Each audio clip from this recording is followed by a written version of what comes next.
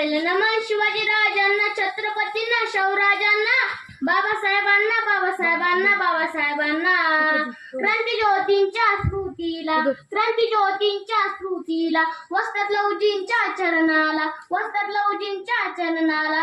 गातो अण्णाभाऊंच्या पोवाड्याला जी जी जी जी जी, गातो अण्णाभाऊंच्या पोवाड्याला जी जी जी जी जी. अमृताचे पान आहे, शायरीचा मान आहे. अण्णाभाऊंची लेखणी महाराष्ट्राची शान आहे. सन्माननीय प्रमुख पाहुणे, आदरणीय गुरु आणि विद्यार्थी मित्रांनो, शोषितांचा आक्रोश शब्दातून मांडणाऱ्या थोर समाज सुधारक, लोकशाही साहित्य रत्न अण्णाभाऊ साठे यांना नमन करतो आणि माझे 2 शब्द आपल्या समोर सादर करतो. मित्रो, पृथ्वी ही शेषनागाच्या मस्तकावर तरलेली नसून ती दलित, कष्टकरी, उपेक्षितांच्या तळहात अवतरलेली आहे, असे क्रांतिकारक विचार देणारे साहित्यिक म्हणजे अण्णाभाऊ साठे.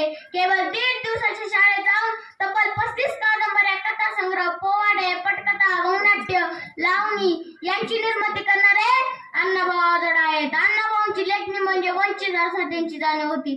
त्यांनी आपली लेखणी कल्पनेतील सौंदर्य दाखवणाऱ्या मोरपिसासारखी वापरली नाही, तर शोषितांची व्यथा मारणाऱ्या तलवार म्हणून वापरली. ते लिहितात नैराश्य तलवारीवर साठलेल्या धुळीसारखे असते. ती धूळ झटकली की ती तलवारला पुन्हा धार बनते. तसे आपण नैराश्य झटकून संघर्षाला तयार राहिले पाहिजे.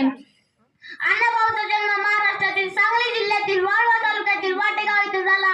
हा महान साहित्य रत्न 1920 साली त्या काळी अस्पृश्य समाजाला, मातंग समाजात जन्माला. लहानपणापासून त्यांना अन्यायाची चीड होती, म्हणूनच 1942 ला चले जाव चळवळीत सहभागी झाल्याने ब्रिटिश सरकारने अण्णाभाऊला पकडण्याचे वॉरंट काढले होते.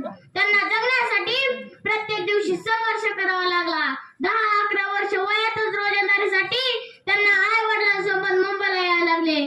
कोणत्याही कामाला कमी न लेखता त्यांनी खाण कामगार, गिरणी कामगार अशी पड्यांती कामे केली, परंतु आपल्यातल्या शहराला कधी मरू दिले नाही. मुंबईमध्येच लोकशाहीर म्हणून त्यांचे नाव लौकिक झाला.